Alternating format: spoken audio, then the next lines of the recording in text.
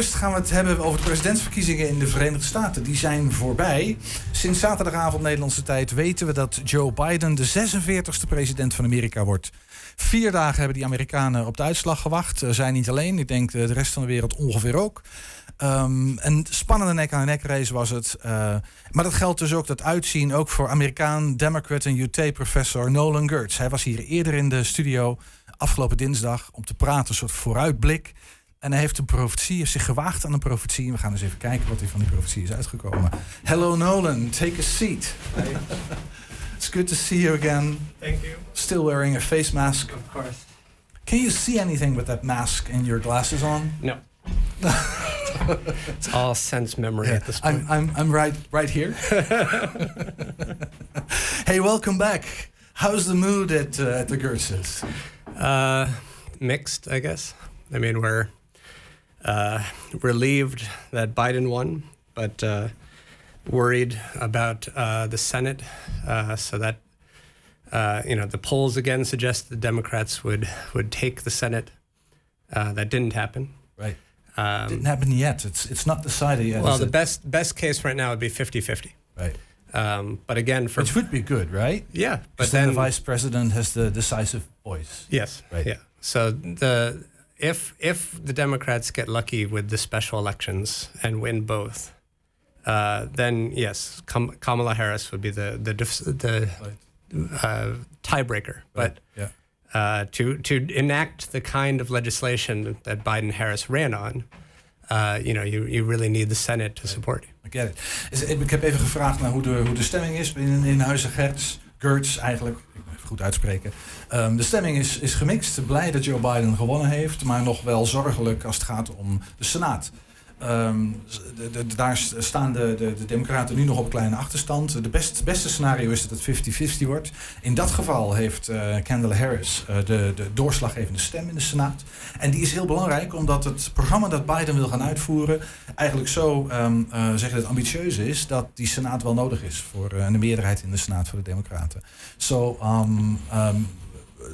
Let's talk in what-if scenarios. What if the Senate is not Democrat, but is still Republican? What happens then? Yeah, I think Biden has already suggested that he would use executive orders to basically get rid of Trump's legislation, or at least to overturn Trump's executive orders. But I have a feeling that Republicans will claim that that's proof of not being able to be bipartisan. I think there's going to be a lot of hypocrisy from Republicans who supported Trump on executive orders and will attack Biden for using executive orders. Yeah, well, that's almost like the course of the day, right? It happens all the time. Right. You predicted that Trump would try and steal the elections. Yes. I think in my analysis, but you may correct me if I'm wrong, it was a half accurate prophecy that you did, because he did try to do that. Yeah. But how real is the scenario that he will still be able to do that? Yeah, I think so far, last I checked, they were 0 for 12 in court cases. So fortunately, the courts have been upholding the election so far.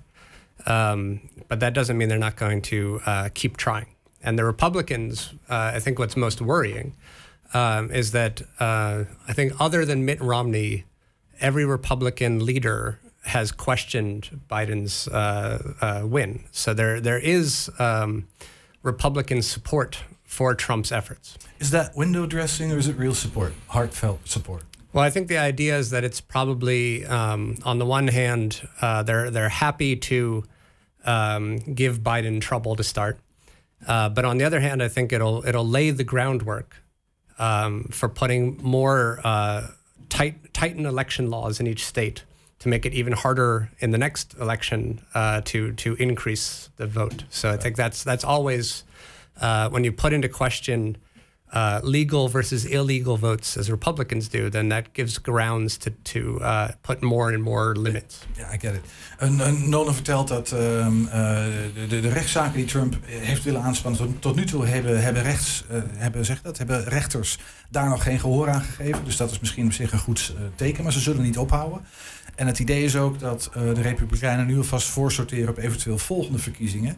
En dat de regels per staat, of eigenlijk per district zelfs, nog strakker gaan worden. Waardoor het nog moeilijker wordt om, zeker bij dit soort uitslagen die zo dicht bij elkaar liggen, om dan tot een oordeel te komen, zou ik maar even zeggen. Dus het is een beetje voorsorteren op de toekomst. Dat is wat ik begrijp. That ties into...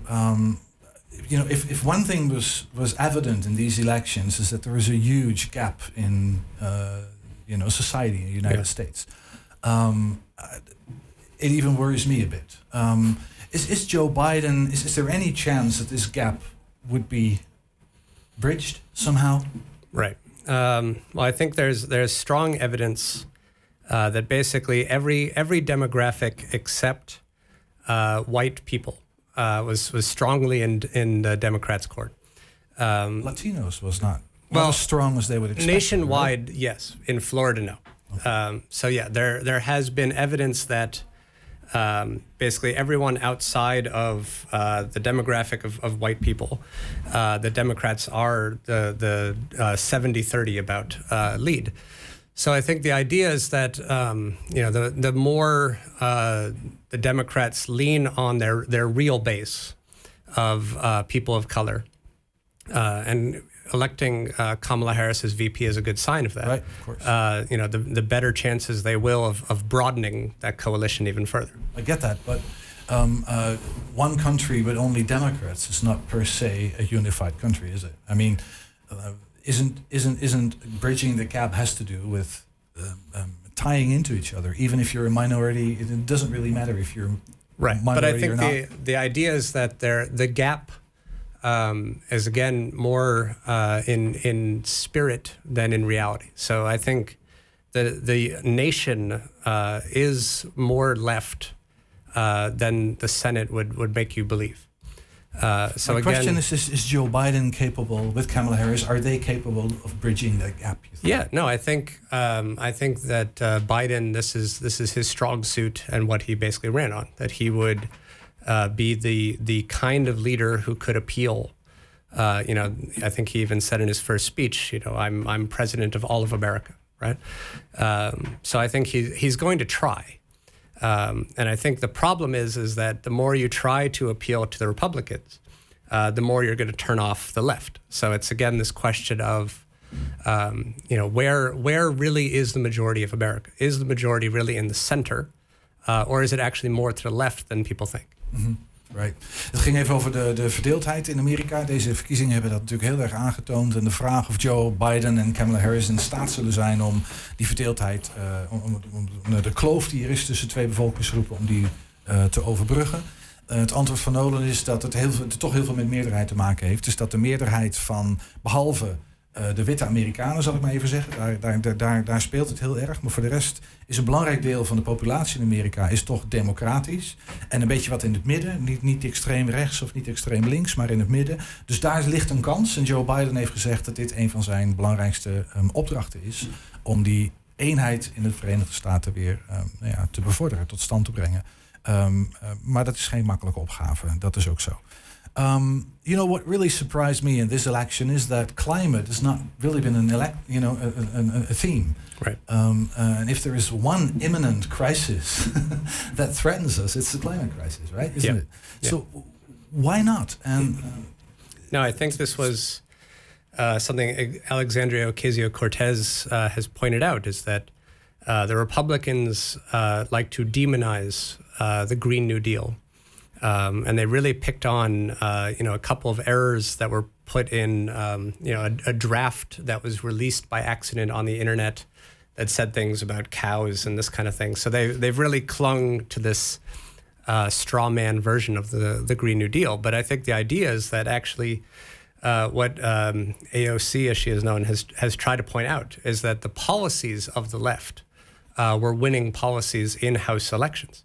So that Democrats really should be running more on these kind of policies, because they really are more popular than, again, the mass media would let you to believe. This is exactly what surprised me, is that I thought, well, okay, Republicans don't want to talk about it, fine. But then why don't the Democrats talk about it? Because it's a real issue. Yeah.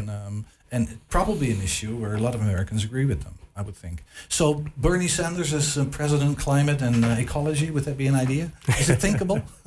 Yeah, I think Biden has already said that he's likely to not put anyone from the Senate into his cabinet. So we're probably not going to get Biden or Warren in the cabinet, Sanders, you mean? Yeah. So I think, yeah. Unfortunately, you say. Yeah. So I would think, like him to. Yeah, I think if you could get Secretary of Labor Bernie Sanders, if you could get Secretary of Education Elizabeth Warren, that'd be pretty good.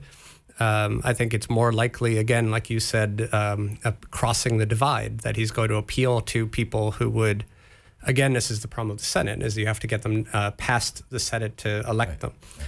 So yeah, if you need to pick people, and Mitch McConnell's already stated he wants people that are going to be moderate, which again always means more right than left. So yeah, I think the Green New Deal is probably not likely, but I think it is going to be increasingly forced upon America to advance more and more radical environmental legislation. I mean, it's right now you're getting summer weather in the Northeast of America, and even here. So again, this is something that we both enjoy and should dread. Exactly. Zo even heel kort samenvatten. De vraag was een beetje waarom klimaat geen thema was in de verkiezingen. En inderdaad, dat is een opmerking die ook in de Verenigde Staten zelf gemaakt is. De Republikeinen wil het er niet over hebben. De Democraten hebben het niet echt opgepakt.